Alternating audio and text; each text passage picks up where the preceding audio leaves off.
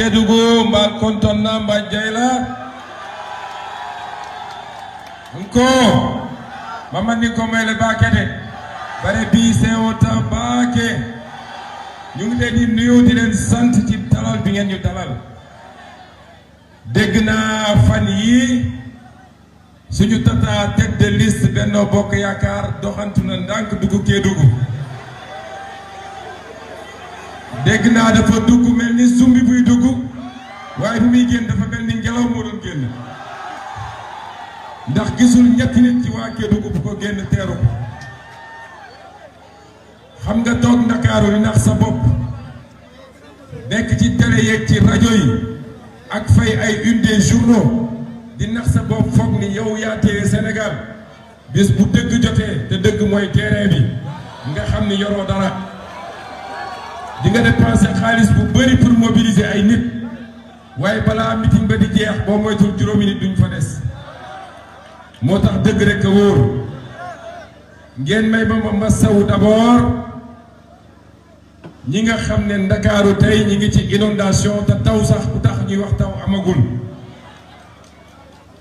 ñàkk vision ci lan mooy priorité Sénégal moo andi loolu gis nañ fa it ay pont ak ay tali yoo xam ne biñ ko livré léegi daanaka réceptionné guñu ko waa ji gaawantu dem taxaw foofu photo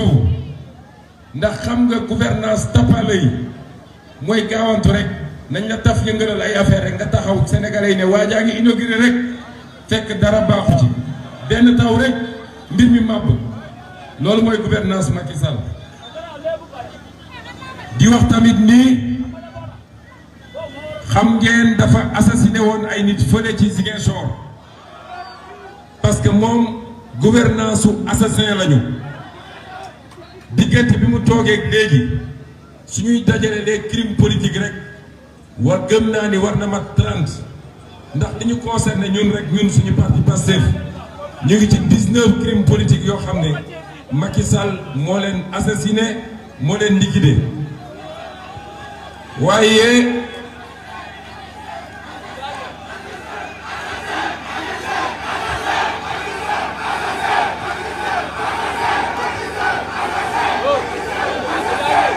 waaye li ma leen bëgg a wax yàlla def xibaar bi fii lañu fekk Kédougou bi mu reyee ñaari nit fële diggante Bignona ak Ziguinchor procureur am bu Ziguinchor gaawantu def pression ci benn médecin légiste bu jigéen bu ne foofu ñu gaaw ne waa ji bal reyu ko waaye arme blanche moo ko rey ñu dem ci famille yi te li ñuy wax dañu bëgg mu valable pour toutes les familles du Sénégal ku ñu reyati jarul ju yàkkamti nañu jël suñu temps ñu ne les familles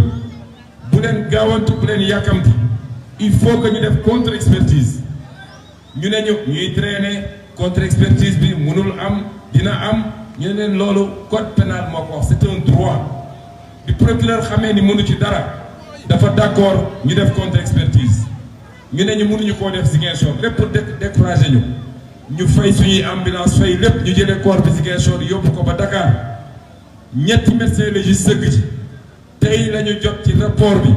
nee nañu Idrissa Goudiaby a été tué par balle kon procureur dafa fen te Macky Sall waxul dëgg léegi nag du yem foofu de ki ko rey ak ki ko yónni pour mu rey ko chaîne bi yëpp dinañ leen topp ba fu mu sësee parce que rey ay nit dafa war a jeex ci nguuru Macky Sall dootuñu ko nangu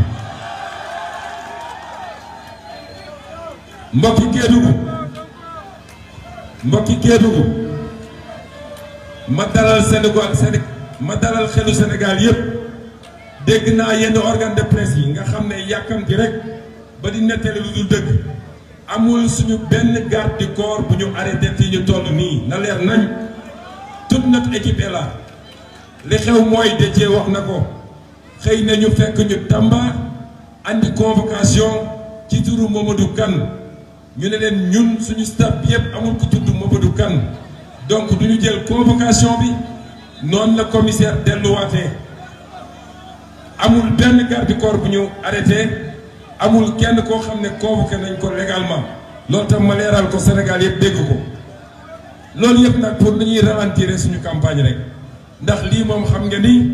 yombuta am te fu ñu dem am ko fa waaye nag Macky Sall na gëm yàlla on n'arrête pas la mer avec ses bras. Yewwi Askan Wi est une déferlante que personne ne peut arrêter gannaaw yàlla loolu na ko dugal ci boppam kon ñuy gërëm ñi ñu dalal fii jiital ci suñu mbokk wàllu yi parce que dañu def intercoalition wàllu Yewwi et ce sera cette intercoalition qui va remporter bu neexee yàlla la majorité à l'Assemblée nationale. ma gërëm ñi nga xam ne ñoo ñu toogal fii ci politique te Ablaye Sow mii jiite leen dama koy sànni xeer tout le temps nag waaye jàmbaar lañu ñi ngi liggéey bi mucc ayib ma dellu gërëm ki nga xam ne sama frère bopp la nag sama xarit la ñu bokk assemblée pendant 5 ans ma seedeel waa Kédougou qu'il a été un député exceptionnel il a défendu Kédougou bec et ongle muy Moustapha Guirassy Macky Sall moo xam lu tax mu bañoon mu nekk candidat pour jël la mairie de Kédougou moo xam li tax mu fexe ba suñu liste nationale titulaire mu génne ko ndax xam nga ni nag armada biñ ko aligné woon bu ñu duggoon assemblée nationale foofu ne rumbux moom xam na ko waaye li mu xamul mooy suñu suppléants yi mooy ñun rek parce que bu ñu leen joxee majorité assemblée nationale laboratoire bi ñun la ñooy préparer projet de loi yi ñooy préparer nu mu tudd motion de censure yi su dee war nañ ko def ñooy préparer commission d'enquête parlementaire yi ñun ñooy doon les députés à l'Assemblée nationale loolu la xamul woon kon def si ak sotti si rek la mbokki Kédougou est-ce que xam ngeen ni Kédougou mooy la région la plus riche du Sénégal est-ce que xam ngeen ko non je crois que xamu leen ko est-ce que xam ngeen ni Kédougou est la région la plus riche du Sénégal est-ce que xam ngeen ni Kédougou a été classée la 2e région la plus pauvre du Sénégal est-ce que xam ngeen ko waa paradoxe boobu nag ngeen koy expliquer ma ne boo jëlee la première richesse district de Kédougou c'est pas encore les ressources minières de xam ngeen lan la suuf si Kédougou am te mu doon moom dong régler la question de l'autosuffisance alimentaire au Sénégal bi ñuy ñëw jógee frontière Tamba ba nit ñi egsee fii mais li ñu gis ci suuf kenn xamul nu mu toll te suuf la loo xam ne loo ci bay mu sax c'est la première richesse xam ngeen or day jeex diamant day jeex leneen pétrole day jeex gaz day jeex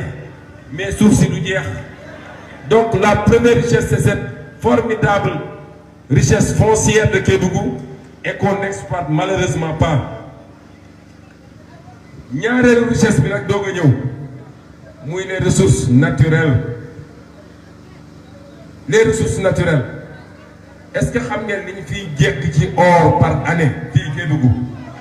kenn xamul nu mu toll et pourtant en termes d'indice de développement humain Sédhiou est classé 2e wala Kédougou est classé 2e après Sédhiou est-ce que loolu yoon na vous la jeunesse de Kédougou kan ci yéen moo am fii un travail décent est-ce que vous savez que Kédougou est en train d'enrichir des gens sur l'international à coups de milliards moo tax moi je ne peux pas comprendre une chose am na lu ma mënul comprendre te nag xeer bu ma leen di sànni la Macky Sall Dakar woon na ko gannaaw bu yàgg il n'a jamais gagné Dakar jamais 2019 la ne dafa gagné Dakar te lan la def dafa jàpp Khalifa Ababacar Sall tëj ko daal di bloqué lépp daal di def des transferts d'électeurs extraordinaires pour daal di ne moom moo gagné Dakar en 2019 mais législative 2012 il n'a pas gagné Dakar lu dul dafa àndoon ak coalition bu yaatu boo xam ne ñoom Khalifa ñu ngi ci woon boobu ba léegi élection bu ñu dem mu daanu bi ci mujjee mooy élection locale bi weesu nga xam ne sama doomu day Barthélémy Diaz labbali na leen labbali yu métti kon et pourtant su naroon am ñan ñoo war a ànd ak pouvoir ça devait être Dakar ça ne devait pas être Kédougou. Comment Macky Sall peut perdre Dakar et gagner Kédougou? dama ne nañu waxante dëgg waa Kédougou ne ratez pas le train de l'histoire parce que ñoom dañoo jàpp ni les régions périphériques n'ont rien compris et c'est là où il faut faire le plein de voix xam nañ ni mënatuñu gagner Dakar mënatuñu gagner Thiès mënuñu gagner Mbacké mënuñu gagner Ziguinchor pourquoi devrait-il gagner Kédougou? Pourquoi? Kédougou est la région la plus riche du Sénégal. On est ici dans la capitale Kédouvine. Tu as l'impression que tu es dans un gros village. Timis Jobna, Nyata Lampatak, on peut les compter. Et pourtant, élection locale IWSU, mon gagné Kédougou. Est-ce que l'on y là?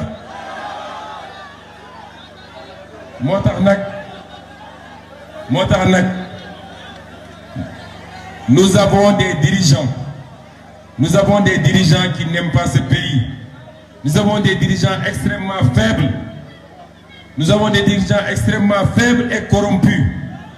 Parce que les am Kédougou rek mënon améliorer le sort de tout le Sénégal. Motax ñu leen bu ngeen joxé majorité Assemblée nationale. Dégg naa démb ki nga xam ne mooy seen tête de liste à Dakar du ma tudd turam nee na ku leen wax ni bu ngeen ko joxee Assemblée nationale mu renégocier les contrats miniers day wax lu ko neex xam nga ñoom amuñu xam-xam loolay seen problème ñun on vous a pas dit qu'on va renégocier les contrats miniers 2024 la ñuy renégocier contrats miniers yi 2024 mais xam ngeen lu ñu leen wax. dañ leen ne bu ñu amee majorité à l'Assemblée nationale la première chose qu'on va faire c'est que le code minier le code pétrolier moom la ñuy njëkk a réactualiser parce que c'est des codes du passé complètement dépassés exonération yi nga xam ne def nañ ko ci biir code minier yi nga xam ne société ngi fii ma tudd ko muy Sabodala di jël des milliers de tonnes d'or di ko génne te du fay dërëm impôt au Sénégal dërëm du ko fay impôt au Sénégal est-ce que xam ngeen lan moo tax ñu def exonération ci code minier mooy ki ñu def exonération c'est que su exporté dafa war a rapatrier les devises au Sénégal amul benn entreprise minière buy rapatrier les devises au Sénégal dañuy génne or bi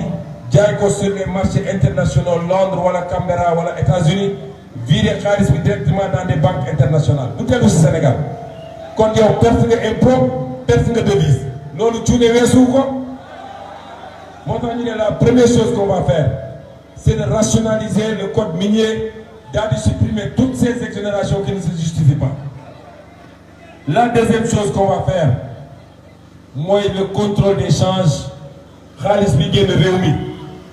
La troisième chose qu'on va faire c'est la responsabilité sociétale d'entreprise. Est-ce que xam ngeen ni fii Kédougou ñi ngi yàq suuf si dakk nañ leen jox ko les entreprises minières ils utilisent des produits chimiques qui atteignent la nappe phréatique yàq suuf suñu waroon béyee mais loi dafa ne dañu am lu ñuy wax responsabilité sociale d'entreprise mooy fu ñu nekk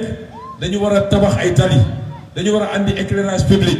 dañu war a construire des écoles dañu war a jàppale les municipalités yu nekk foofu ban entreprise moo koy def fii aucune boo demee ci village yi wër foofu amuñu courant ñu jël suñu gendarmerie nationale yóbbu leen ñu leen di garder ñoom est-ce que loolu yomb na moo tax ma ne yéen waa Kédougou ñun li ñu bëgg a dugal ci code bi mooy état amatul droit même suy def ay exonération mu boole ci exonération les impôts locaux le foncier bâti le foncier non bâti ak yeneen noonu la CLVA la CEL et cetera yooyu yëpp commune bi moo ko moom état mënul taxaw Dakar ni man exonéré naa ci une entreprise minière de Kédougou amul droit boobu loolu suñu jëlee majorité assemblée nationale dañ ko génne ba dootul mun a nekk waaye tamit dinañ dugal ci code bi nii bépp convention minière bu ñu signé day fa war a jaar obligatoirement à l'assemblée nationale ñu saytu ko doog a joxe la validation dootu ñu jox kenn benn chèque en blanc mu toog ci bureau recevoir des soi-disant investisseurs ñu jox ko ay milliards mu signé loo xam ne mi ngi à 700 kilomètres moom musul teg tànkam foofu xamul lan mooy réalité bi jël ay villages entiers joxe ko ak seeni suuf jox ko ay multinationales loolu dootul am Sénégal kon lii la ñu mën a defagum à partir de l'Assemblée nationale en attendant nag 2024 ñu jox ñu réew mi foofu nag la ñuy wax la renégociation des contrats miniers et pétroliers te buñ ne nañ ko def dégg naa leen ñu ne ñoom dañu ne 800 et quelques millions la ñu yaakaar par année ci pétrole beeg gaz bi Banque mondiale ne leen mun leen am loolu Banque mondiale a raison parce que dañu jaay déjà pétrole beeg gaz bi foofu waxtaan mooy waxtaanee ndar la bu soobee yàlla mais ñu dañ leen ne pétrole bi ak gaz bi ak secteur minier bi muy or muy zircon muy phosphate ñoom rek mënoon nañu andi lu mu tuuti 4700 milliards par an ci budget Sénégal est-ce que xam ngeen ni loolu c'est presque égal au budget du Sénégal actuel.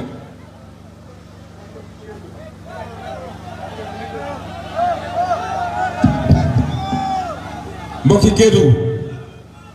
lii lenn la ñu jukki ci suñu programme waaye nag léegi bàyyi leen ma wax leen tuuti ci politique caaxaan faaxe de ma ne caaxaan faaxe dañu jóge ci élection il y a 6 mois élection la ñu demoon une partie du Sénégal a montré sa dignité et a tourné la page Macky Sall en votant pour Yewwi Askan Wi ñu ñëwaat def intercoalition gën a yokk doole bi ñun ak Wallu malheureusement Kédougou ne fait pas partie de ces collectivités du Sénégal qui ont montré qu'ils ont tourné le dos à Macky Sall Kédougou n'en fait pas encore partie pourtant Kédougou moo waroon jiitu ci loolu ndax fàtte biñ ko fàtte ndax ñàkk weg biñ ko ñàkk weg ndax ñàkk yëg biñ ko ñàkk yëg fu Dakar département Dakar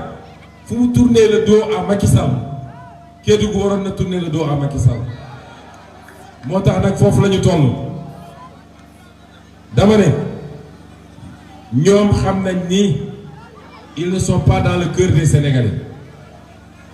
mais ils vont attendre ba mu des 4 ou 5 jours ils vont sortir avec des mallettes d'argent parce que c'est des voleurs et je veux que ngeen yoox que ñoom c'est des voleurs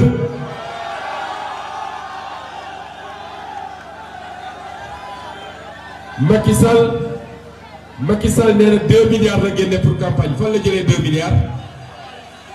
ban membre parti moo ko cotisé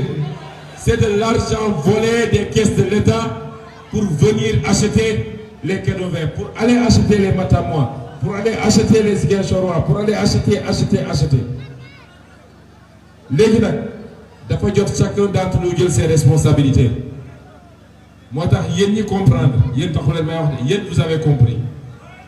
mais à partir d'aujourd'hui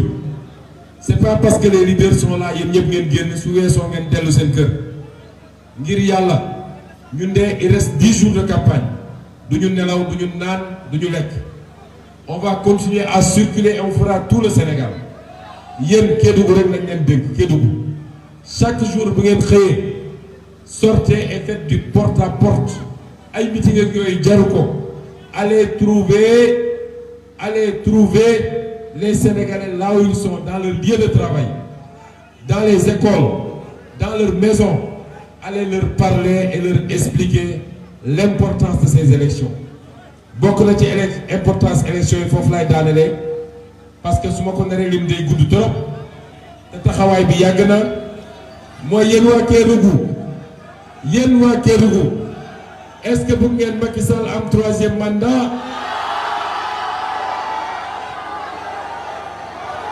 Est-ce que vous êtes d'accord Macky Sall déposer une 3e candidature? Xam ngeen loolu kañ lañ koy régler? Ne pensez pas que c'est 2023. Le 31 juillet 2022, Sénégalais bu bëgg jàmm ci réew mi, Sénégalais bu bëgg Macky Sall dem ci jàmm, Sénégalais bu bëgg ñu ubbi une nouvelle page avec Yewwi Askan Wi, Sénégalais bu bëgg ñu jëlaat suñu réew moomal ko suñu bopp,